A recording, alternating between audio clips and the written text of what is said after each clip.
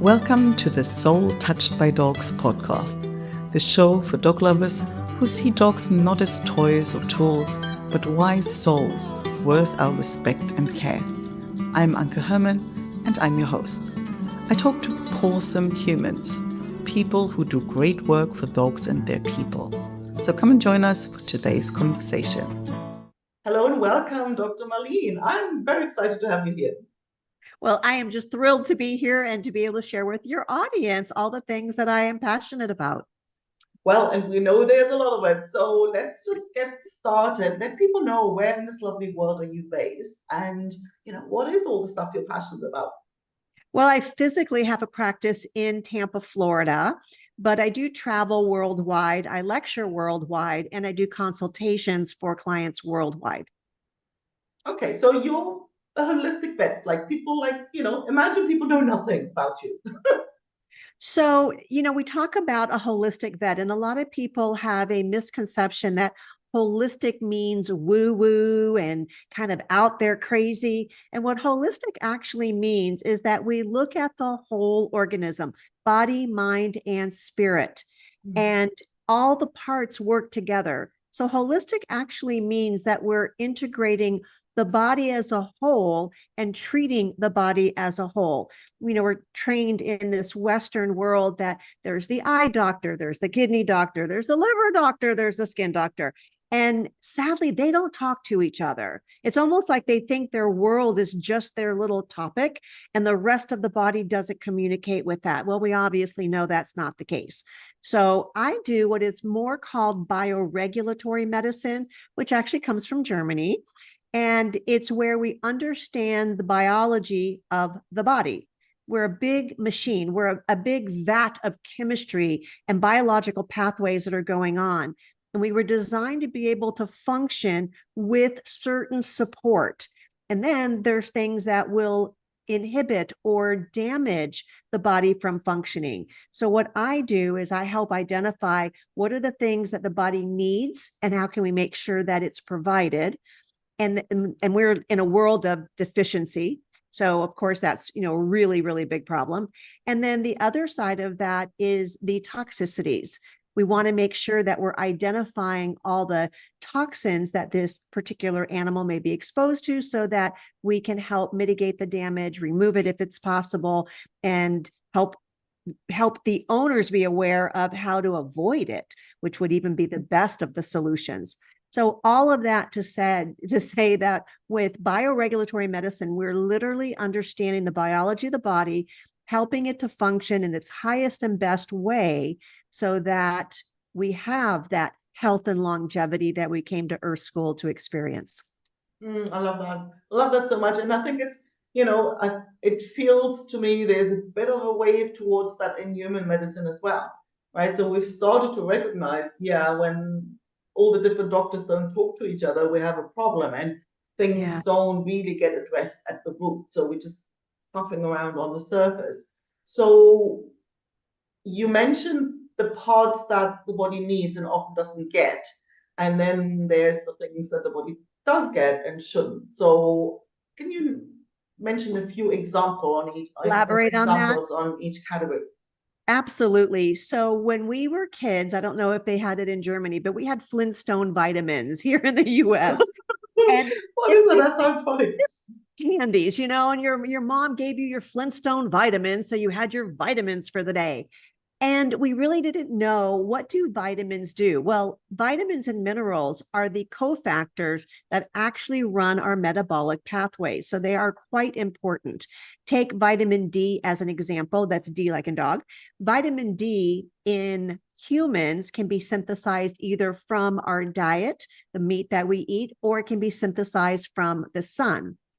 Herbivores like the cows and deer and the animals that are grazing on grasses, they can only synthesize vitamin D from their outside environment. So they get it from the sun. If they're not in the sun, they can't synthesize vitamin D and incorporate that into their meat. Carnivores only get vitamin D from their protein source. So think about the fact that if that cow was in a feedlot all of its life, was never really out in the sun, it was not grass-fed, grass-finished, then that animal is going to be deficient in vitamin D itself. Then whoever eats that animal is going to be vitamin D deficient if they're relying on that protein to provide the vitamin D. So that's just one example. 85% of animals that were tested on a kibble diet through a university were found to be vitamin D insufficient. Now, why that's important is because vitamin D is one of the two critical nutrients necessary to run the innate immune system. That's the immune system portion that we don't have to think about. Our body does it automatically. So if you're deficient in vitamin D as a human or a dog or a cat, you are not going to be able to utilize the importance of your innate immune system. So that's just one example. And another one would be when we have imbalances. A lot of pet food companies that are making frankenfood, it's not real food, and they're selling this kibble-loaded, sugar-rich, enzymatically dead garbage to our pets. They're using synthetic vitamins in order to be able to meet the AAFCO standards. That doesn't mean that it is bioavailable to the animal to utilize. And if they get the percentages wrong, everything is affected on how it's absorbed. So if you have too much copper and not enough zinc, you're going to affect how each of them is absorbed. Calcium in proportion to phosphorus and also the other minerals. So it is really important that we eat real food with real sources of natural vitamins and then minerals and fatty acids, because our bodies require this in order to function. And I do want to mention on the fatty acid side, we are so conditioned now to be taught to eat fish oils. Oh, we have to have the omega-6 and omega-3 fish oils. Well, what we aren't told is that that was a marketing craze that happened some years ago. And fish oils nowadays are extremely high in mercury, and they go rancid extremely quickly when exposed to air, and then they become toxic. So yes, we do need essential fatty acids. We need the ones that I call the parent essential fatty acids, because they make up 40 to 60% of our cell membrane. So yes, we do have to have them, but I use them from plant-based materials like primrose oil and hemp oil and pumpkin seed. There's so many oils that will provide, flax will provide the fatty acids that we need, essentially need for our body. And then how miraculous is this? We have enzymes in our bodies that take those parent essential fats and will convert them into those other fatty acids that we need to have at the time that we need them and in the quantity that we need them. Oh, that's fascinating, and it's shocking at the same time. You know, when you think about it, it's almost like a miracle that, I think it feels to me like, especially dogs that don't live as long these days. Oh, they don't. Conclusive. And so with what you've just explained, it's like it's a miracle to survive at all, right?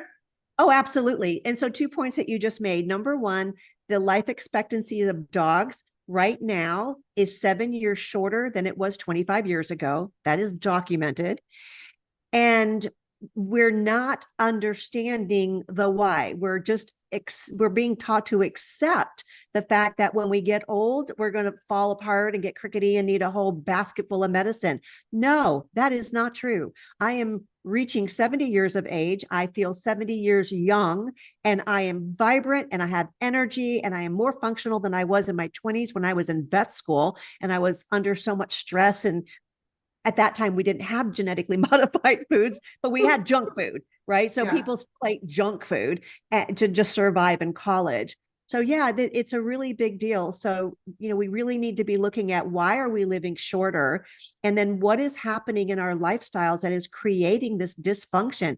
Because we are now, we are only in survival mode.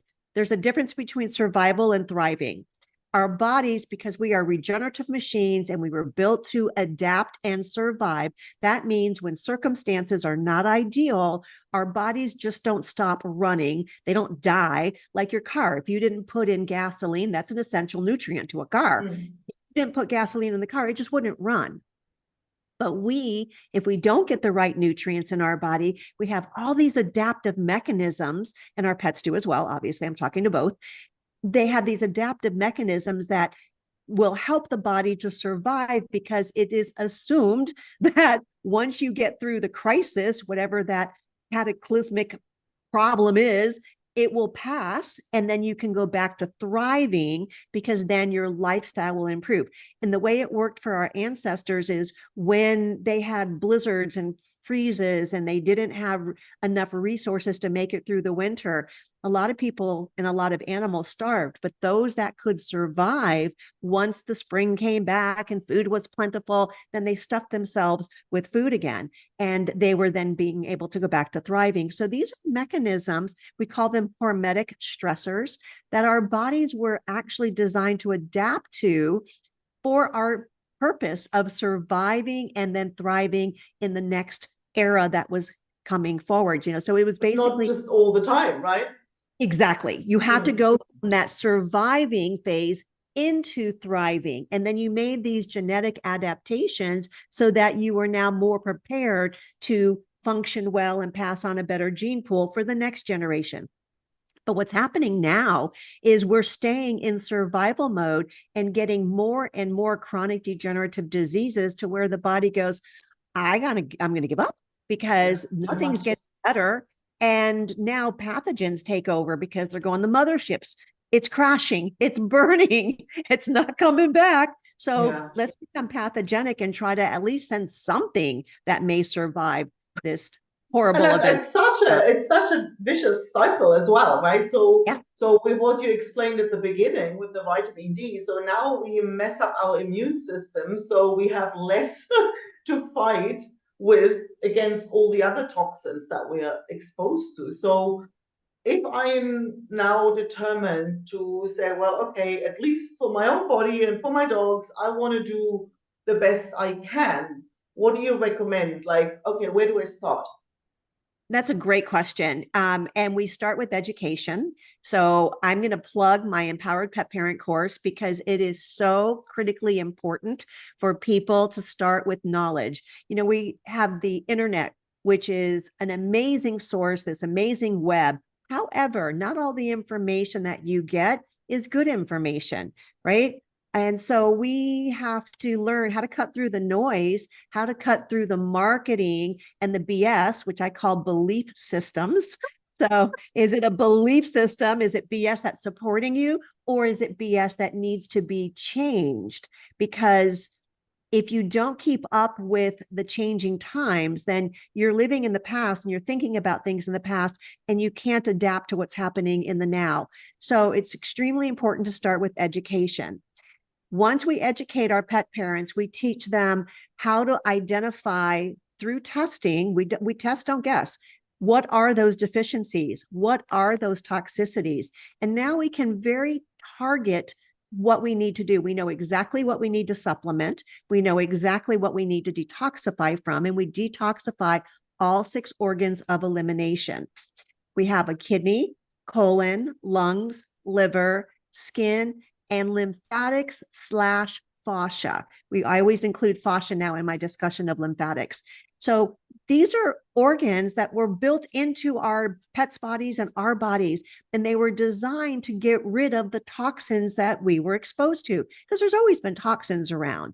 The problem is that since World War II, 1942, there have been over 100,000 synthetic toxins developed, released into our food, water, our environment. And so we just have this overwhelming amount of toxicity. And then our lifestyles have dramatically changed to where we're so sedentary. We're not out in the sun. We're not sweating. We're not exercising. We're not moving. And now our organs of elimination aren't able to function, let alone keep up with the level of toxicity that they're inundated with. So when you say it that way, you go, wow, that makes a lot of sense. So we start with, after you get your education, we start with identifying the deficiencies and toxicities. Really simple test. I can actually mail a kit to people so they can even do it themselves for their pets. There you will have to get somebody to draw some blood and put it into the test kit, but then you mail it off, and then I helped with the interpretation of the results. And then we start making sure we have all the essential nutrients that are provided. So this magnificent machine that we call home in our bodies, it relies on a few critical things that it has to have. And those are essential vitamins, minerals, fatty acids, and amino acids. And these are the ones that the body cannot manufacture in sufficient quantities on its own. You have to get them in your food, or you have to get them as a supplement. Well, everybody recognizes that the foods that we're eating today are loaded with chemicals, pesticides, genetically modified ingredients, glyphosate, and our foods are being grown on nutrient depleted soils. So if that plant doesn't have the nutrients in the soil to absorb, then when you eat that plant, you still don't have the nutrient. So I think in today's modern age, it is critical that we are able to supplement what we now know are those essential nutrients. So that's what I did. I created a supplement line so that I know my patients, no matter what their deficiencies are, I can make sure that they have those essentials in their diet. Now their metabolism has the ability to function. Then number 3 is we heal the leaky gut. And we know glyphosate being the number one thing that damages the gut lining. So our gut lining looks like a piece of cheesecloth. And all those fibers that hold the cheesecloth together, those are called actin filaments in our gut. Glyphosate literally melts that. So it'd be like taking and burning holes into that cheesecloth. Now, what's the cheesecloth going to do when you're trying to strain out your soup? All the pieces, your vegetables and your herbs and all, they're going to fall through into the soup. And if you only wanted the liquid, you got holes. You're going to get a lot of other stuff. And that's what happens in leaky gut. Things come in through that gut membrane that were not supposed to come in, travel by the bloodstream, go to the liver, and then the liver mounts an inflammatory response to get rid of the invaders. And that is the source of our dis-ease, is inflammation. Inflammation will hit the weakest link in the body, or plural, weakest links, depending on the individual. And so for our dogs, our weakest link is typically the skin. So we see ear infections is number 1 because the ear canal is skin wrapped into a tube and stuck down a deep hole. So it's usually the first place that we'll see an issue. And then once it moves out of the ear canal, it moves into the skin of the body, where now it becomes very visible. And we have itching and scratching and seborrhea and hot spots and hair falling out and all the symptoms that people recognize in their pets. Sadly, our industry treats the symptoms. It's literally symptom suppression. And so they get stronger and stronger immune suppressive medications to make the immune system stop, when the immune system isn't the problem. The problem is toxins coming in through that leaky gut, inciting the inflammatory reaction, which is doing its job. So wouldn't it be kind of novel in the concept if we maybe fix the reason why we have the leaky gut, stop doing the things that are causing it, and then heal it, and then let the body go back to doing what it innately knows how to do? Yeah. So let's take the skin, like, I don't know, like, example, a friend of mine, her dog like licks his paws the whole time. So she goes to the vet, they give her some cortisol kind of cream thingy, Steroids, and it doesn't help. Yeah. What would you suggest? Like, is there, where would she start? Or is there a lot, are there, Yeah, she's going to start. especially if she's in Europe, like, okay, Yeah, so. well, even in Europe, actually, they have some really good raw food companies out there. So she starts with, once she understands what the problem is, stop doing the things that are causing the disease. Stop feeding processed foods. Stop exposing our animals to toxins in the water and in the air and in products that you put on their skin. Our laundry soaps is a great example. They're loaded with xenoestrogens. These are estrogen mimicking compounds, and they're disruptors to our hormones. So we're touching something 24/7 as humans, and our animals are typically on our lap, or they're laying next to us, or they're in our beds. So they're exposed to this stuff as well. And with their body surface area, they're probably absorbing more than we are, because we know our skin is the largest organ of absorption and excretion.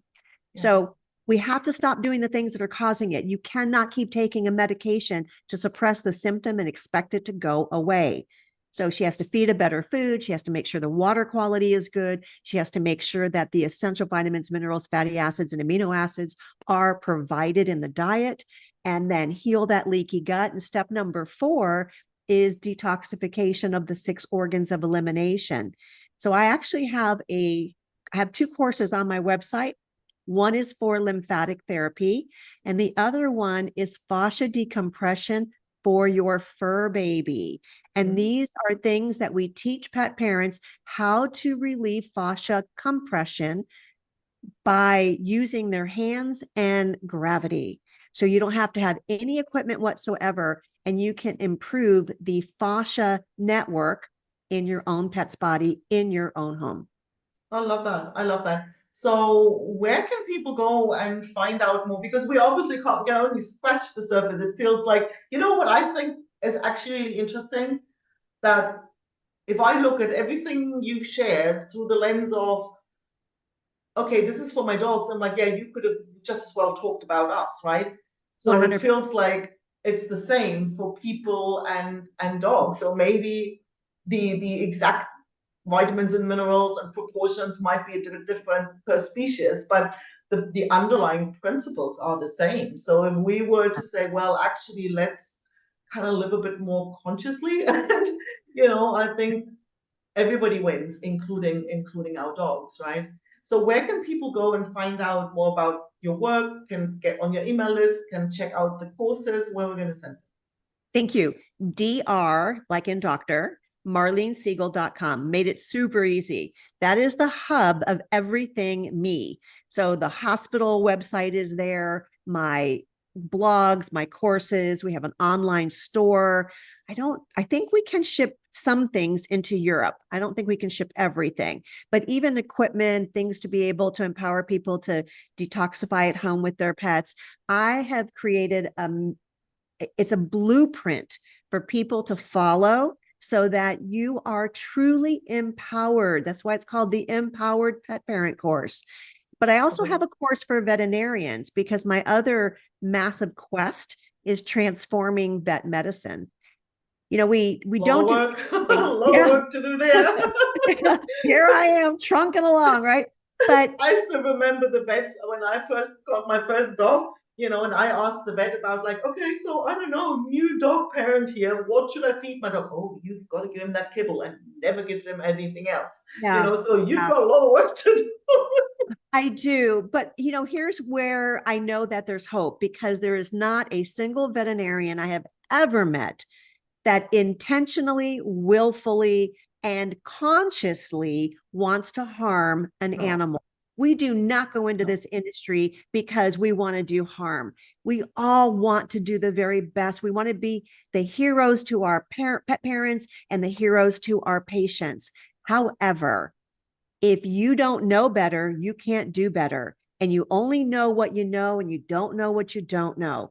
And sadly, our education was influenced by the Rockefellers and the Carnegies through the Flexner report. If somebody doesn't know what the Flexner report is, you look up that report and you now know why all of these other modalities are no longer taught in the mainstream educational process, because the whole idea was to get us hooked onto pharmaceuticals and a model of healthcare, which is really a broke care model designed to be a cash cow.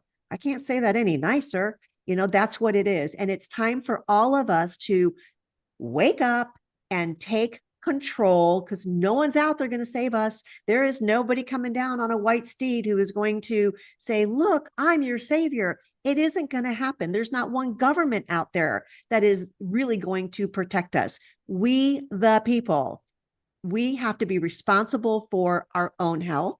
We are the only ones that are going to be there for our pets, and our pets rely on us.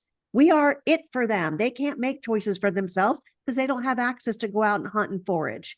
So we really have to start taking responsibility and owning their health, owning our health, and owning the health of our planet. So I'm going to go a little even broader, because all those toxic decisions that we make affect Mother Earth. Everything we're talking about will be a mute issue if we don't have a planet that's Oh, alive, that's true. right? And I think the That's planet true. will kill us off before it'll kill itself. But if you listen to Zach Bush, Dr. Zach Bush, who is world famous, he talks about we have 70 years left on this planet as a species before we go extinct because we have not lived a sustainable lifestyle. And it's not about, climate warming and all that. It's about our lifestyle. It's about the things that we're doing that are killing ourselves, our pets, and our planet.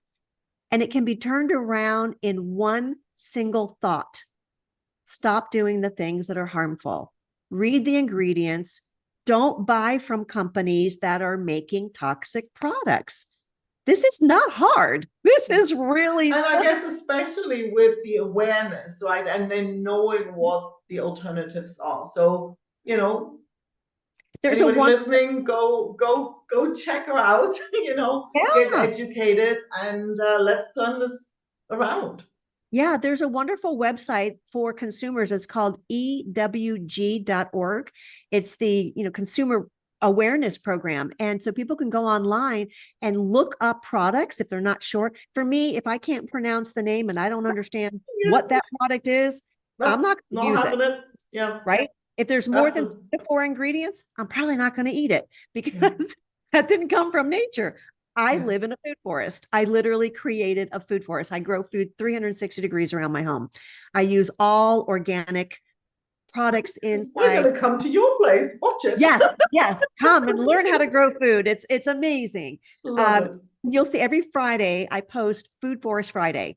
So I do things showing how food is our medicine. It really is. It's where medicine originally came from. They took compounds out of natural products and then made a patent with it. But they also took it out of its natural form. So now you don't have all of the other synergistic pieces that go along with it. So it's a symphony of things that help to keep us healthy.